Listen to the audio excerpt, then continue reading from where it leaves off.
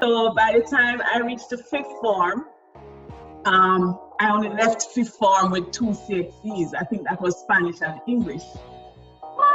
How does one move from a trained teacher to rising in the financial sector and becoming the CEO of a top financial institution? Well, that's the story of Chorvelle Johnson Cunningham, CEO of Sagicor Bank, who joins us in this another episode of the TrailBlazers.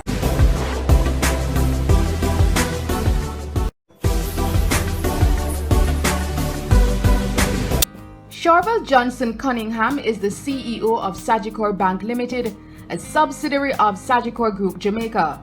She has over 20 years of experience in the financial sector and throughout her career has held numerous senior management positions at Proven Wealth Limited, Proven Fund Managers Limited, First Global Financial Services, Scotia DBG, and Daring Bunting and Golding Limited.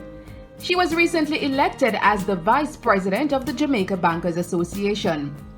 With a diverse educational background, Chorvelle is also a trained teacher with specialization in business education and is also the holder of a bachelor's degree in professional management from the Nova Southeastern University.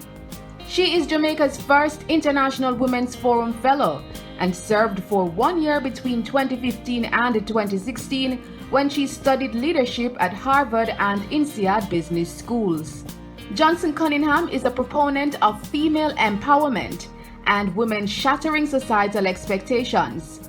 She is the immediate past president of the Women's Leadership Initiative WLI, an organization with programs geared towards empowering women and girls in Jamaica. She currently serves as chair of the WLI and is a director of United Way Jamaica. Chorvelle is a vegan and authors the book Simply Vegan: The Jamaican Way. She is married to Vaughn and has 3 children. Hi Chorvelle, a pleasure to have you on the TrailBlazers. Thanks for having me, Tamara. How are you today? I am great and I really appreciate you joining us. Such a distinguished woman. It is a pleasure. And I definitely needed some female empowerment on the program. I like that. Thank you.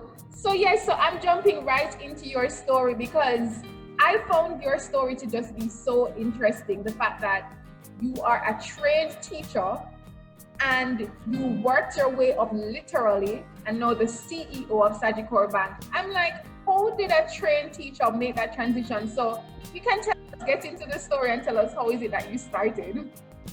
All right, so I'm a Knox College past student. I'm from Manchester. Oh, I used to live in Manchester too. That's my second home, my second parish. Best parish to be in, best parish, cool climate.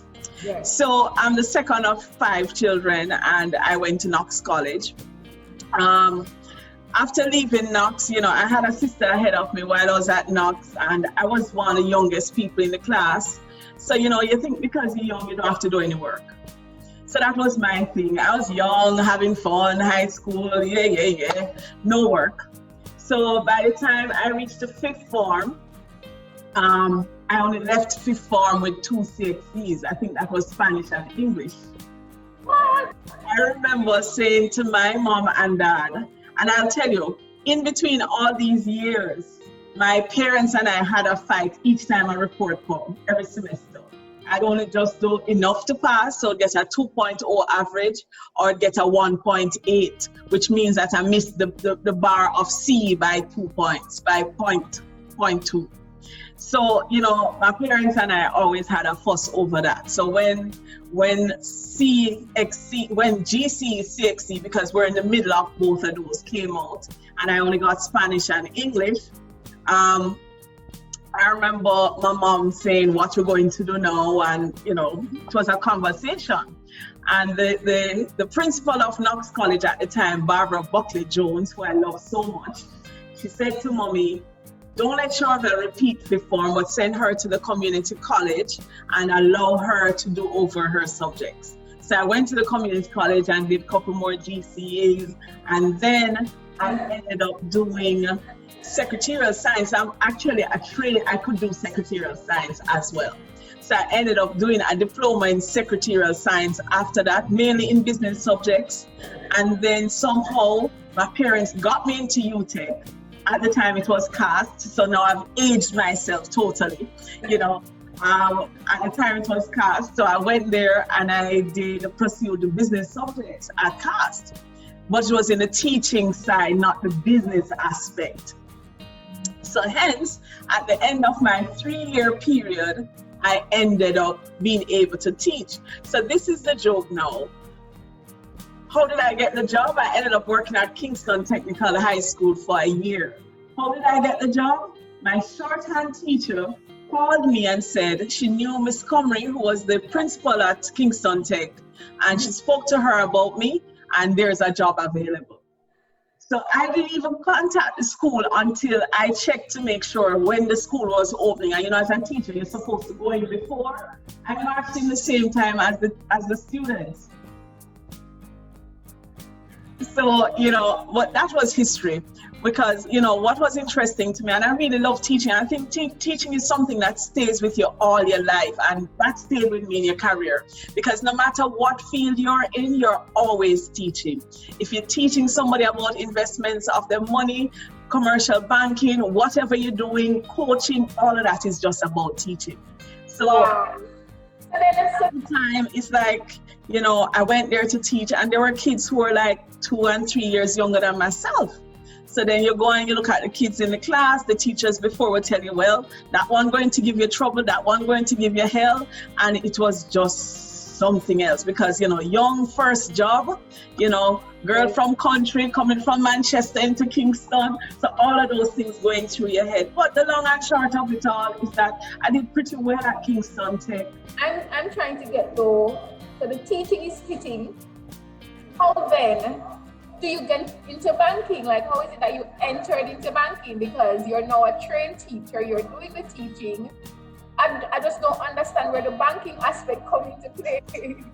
Okay, so during the summer, I decided that I can't live on a teacher's salary. So I got a job at Allied Insurance Brokers. That's a general insurance broker. No, nothing to do with teaching. So it was just a summer job. But I worked so well there. They offered me a position in September, and I eventually went to their Mobay office to work. So all this was in Kingston. So then I had to pack my bag and pan. Don't have no relative in Mobay. Don't know anybody down there, but I got a job offer from Allied because of how well I did for the summer. And I went down there. Now, how I reached into banking, a friend of ours, you know, the family member, he saw how I operated, and he was at Workers Bank at the time. So he told somebody about me. If you want somebody who knows about service delivery, a go-getter and will get things going, Chorvelle is the person to call. So, you know, you will find that during my career, I've never ever applied for a job. If I applied for a job, I didn't get it anyway.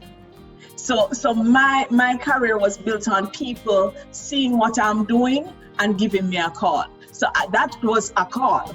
So, you know, when I went, Workers Bank interviewed me, and then I became a personal financial planner for Workers Bank Mobay.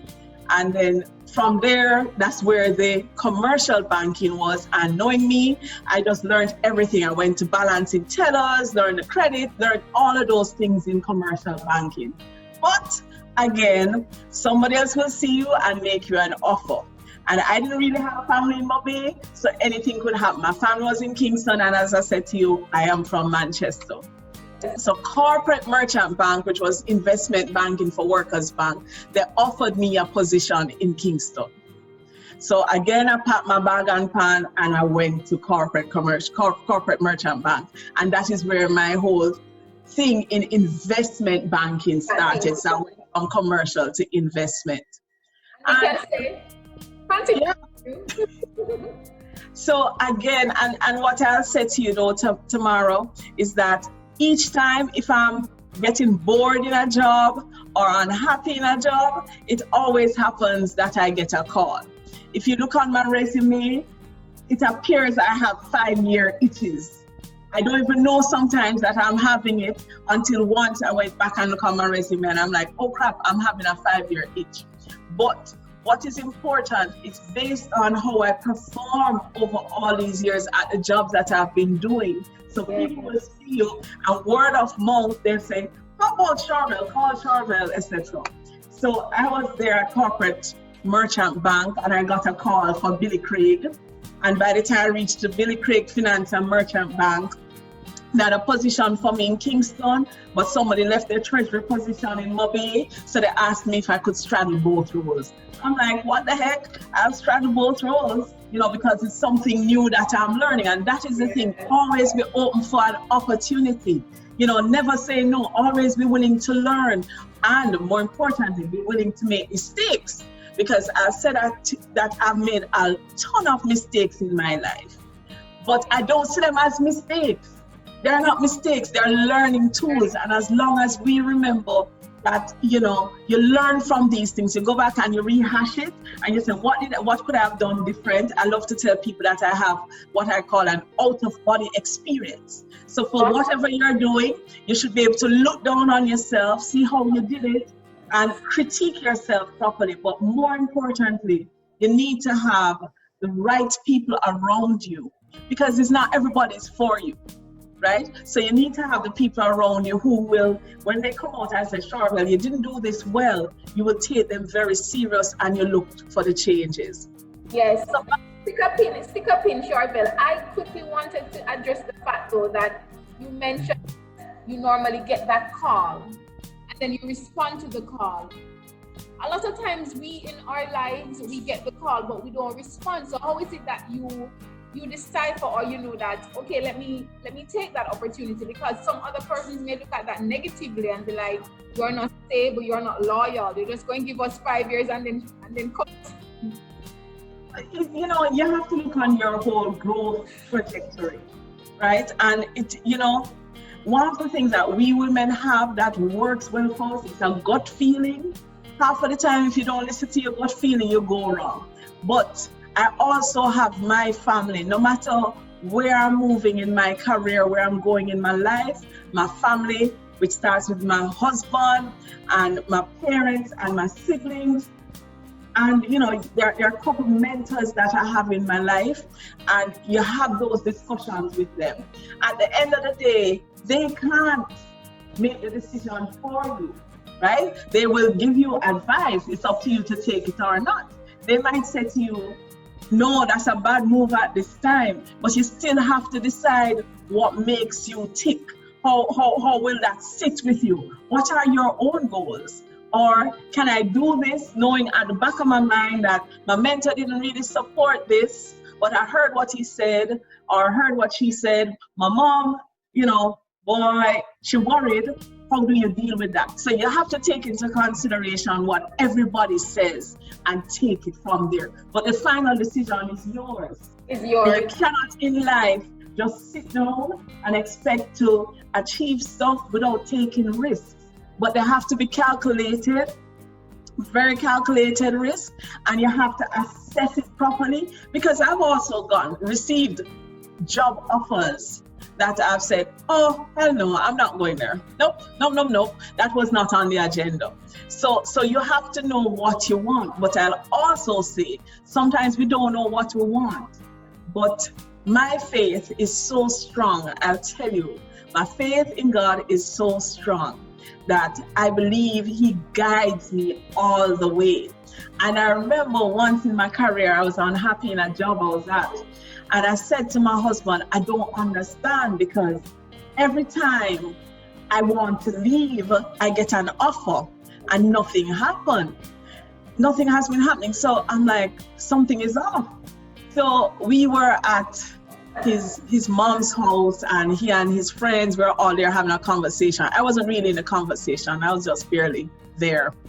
And, they're talking about the still small voice of calm, or whoever you believe in, etc. And I heard my mouth open, literally, and say, but if you're in a negative space, you won't hear that voice and you won't have that direction. Right? So it is critical that you're in a positive frame of mind. And I said to my husband when we reached home, I said, you know what? I've been in a positive space, in a negative space, because I've allowed the negativity where I am to creep in on me, so nothing positive will happen. So I said to him, watch this, because I've told him that it has happened before. I'm going to send out a resume. I'm looking, it was a Sunday. I went in the Sunday Gleaner and I looked for several jobs that I could do. I know I was capable of doing the jobs. And I said to him, I'm going to send out all these resumes. I'm not going to get one response, but before the end of the week or by the latest the following week, I'm going to get a call. And wow. I kid you not. And that is why my faith is so strong, because I proved it. I think that was the time I realized how strong the whole thing of positive vibes, positive action and positive results means. And that is one of the things that I go through in life with. I kid you not, Tamara. By the end of the week, I saw this call from the head of HR for Proven. And, it's somebody I know because we all used to be at Darren Bunting and Golding together. And I called, she was calling, but I was busy the whole day. I didn't pay her any mind. And then I picked up the phone and I said, Sherry, you're calling me. Miss Johnson, this is a formal call. I'm like, a formal call? So that was the call that I was selected to come for an interview to be the CEO of Proven Wealth. Now, if you ask me at the time if I thought I was ready for a CEO position at Proven Wealth, and would I go in the papers and look for an ad that says CEO of Proven Wealth, my response would be resonating, no, I'm not ready. So the fact is, God has plans for us. We just have to ride the wave with him and have the faith that he will carry you through. And that is what I've done all through my career. Teaching as the background, that is what I've done. But what I say to you, growing up, my parents really God-fearing Christians, right? And my dad preaches, and we all used to think that our father, every time he's preaching against us. And the things he used to talk about, no man is an island, no man stands alone. What does that refer to? Teamwork, straight work. Do unto others as you have others do unto you. Don't do anything to people that you don't want for yourself. And those are the things that I live my life through. I try not to do anything to anybody that I would not like to myself. If it ends up happening, you just clear it up, apologize, and you move on, right? So my career has been about mistakes. My career has been about learning from mistakes.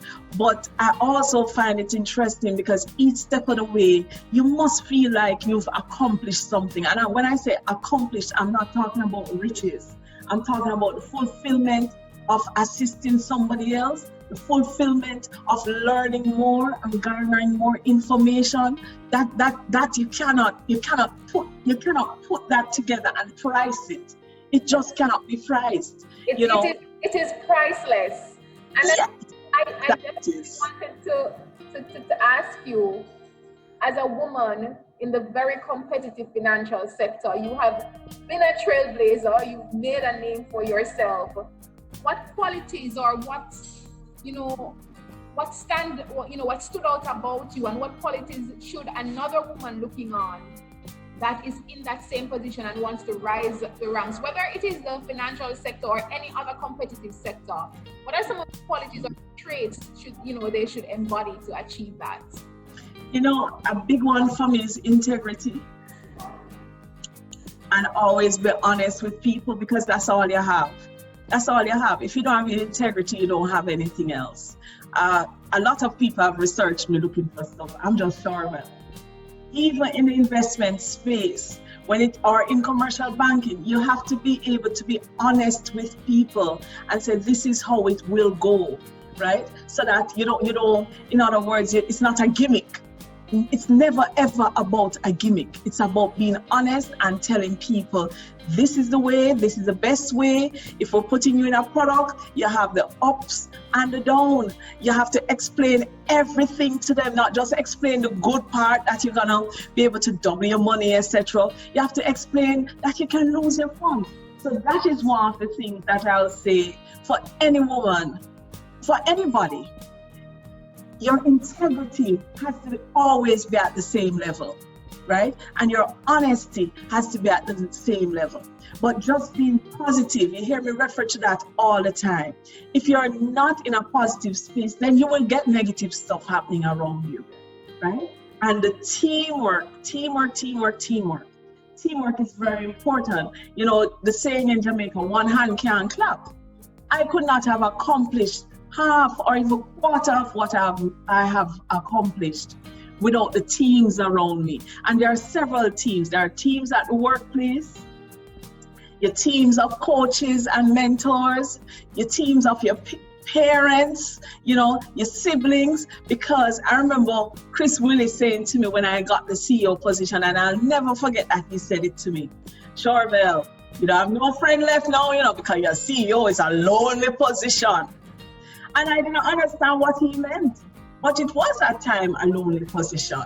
And who you have to draw back to, your mentors and your family, not the friends who will come and say, oh, remember we used to hang and they don't care about you at all. So it's important to have your circle.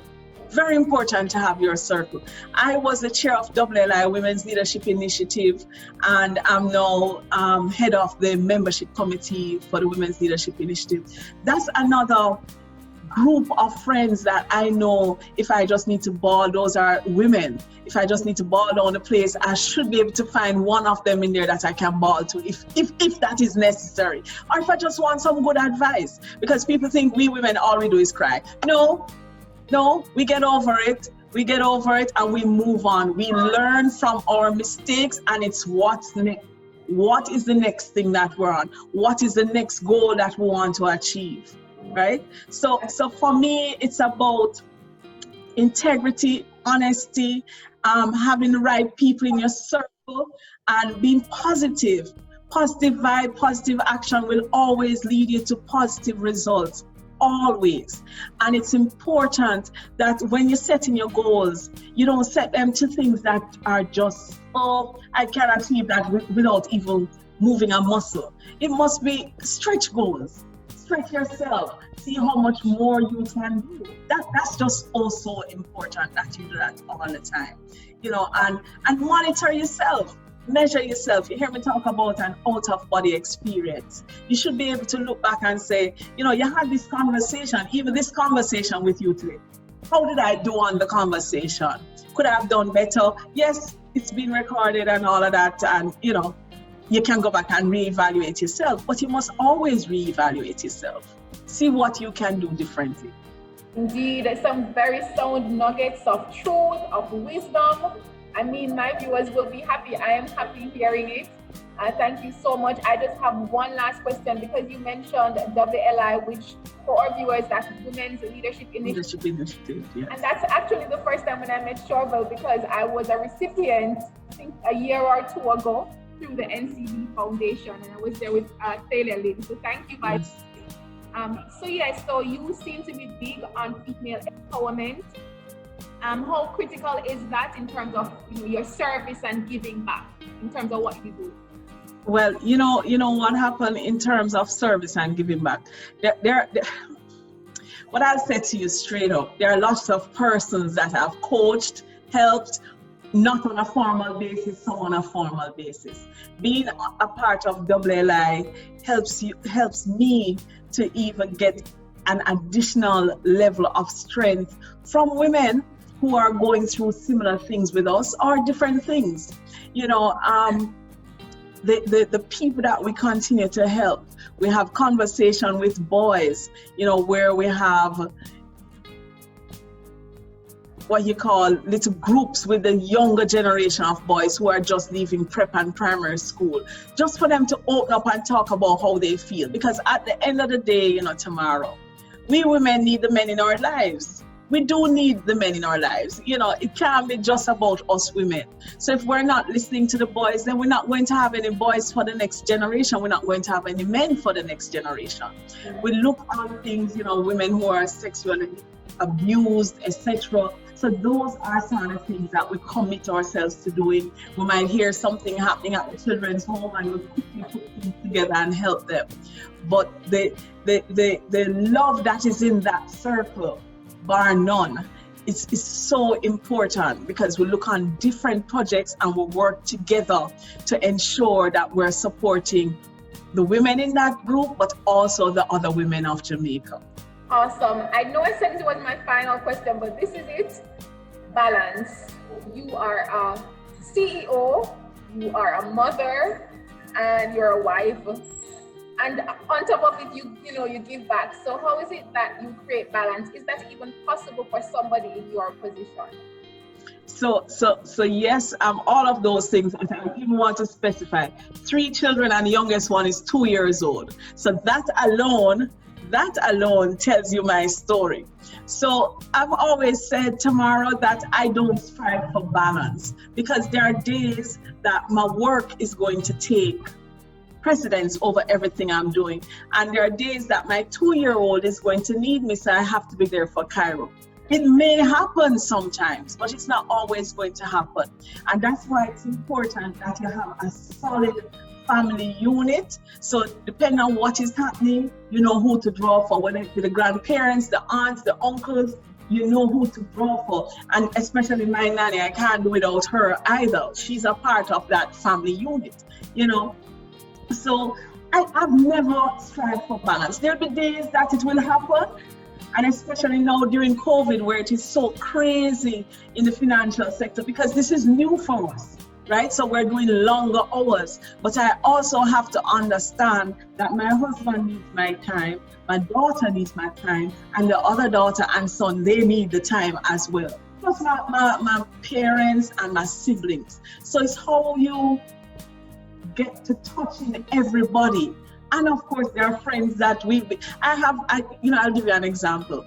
I have some friends, right? And they're my key friends. But it don't mean that we talk every month. But when we do catch up, oh Lord, man, we have so much to talk about. And it's not those people. It's not a friend who, when you don't call, or you call and you're busy and you're on a call and you're in a meeting, they vex with you. That's not your friend. So I'm very clear as to who my friends are, because when we do pick up the phone to call, or when we do hook up with each other, it is memorable, right? And these are the persons who, they'll get up in the morning and just have a feeling about you and pick up the phone and just say, Chorvelle, are you okay? Right? And it might happen that maybe I just needed to hear somebody ask me if I'm okay. But balance, I don't strive for. I strive to do the best in every way I can, and I pray to God every day that I'm being the best wife. I pray for His guidance to be the best mommy, and I pray that I'll continue to be the best CEO while I continue to serve Jamaica in the way I know how, through WLI and the other initiatives. I'm also Vice President for the Jamaica Bankers Association. So it's just so many moving parts, and especially during this time, it is harder. It is harder. But positiveness, positive vibe, positive action, positive results, no matter what. So you're just going to have to find a way to put that in. So it may happen that for today, board meetings, all of those things coming together. As a CEO, you have to be prepared. You can't be prepared the night of or whatever, so the preparation starts before. So even like my EA, Jody, is very important to me, right? So you treat people how you want to be treated. Right, so you make sure you have those people around you so that they can help you to prepare in that manner. So you do that. You know that this week I was just out of commission because I had several deliveries for work. You know that you have to make it up with your family. Right, so you know that the weekend that come, it's just about family. Whether we're going to go to the beach, thank God that is now open to an extent. Whether we're going to go to the beach or visit somebody else, or just stay home and play Scrabble or Kaluki or something, that is the way to go, right? But for me, it's just about love. If you love what you're doing, if you love your family, if you love your friends, I love my team members at Sagicor Bank, right? I think that we will be a force to reckon with. We've always started to do that. And as long as you keep pushing that positiveness through it, as long as the teamwork continues, as long as we continue to recognize that no man is an island and no man stands alone, everything will come into place. And that's the perfect note to end this interview on. Thank you so much, Chorvelle. You are amazing, and I've been inspired, and I'm sure my viewers have been inspired, and we got some sound advice. So thank you, and to continue to be a trailblazer. Thank you. Thanks for having me, and keep on doing the work you do. Blessings and enough love. Thank you. I really appreciate that. Thank you. All right then.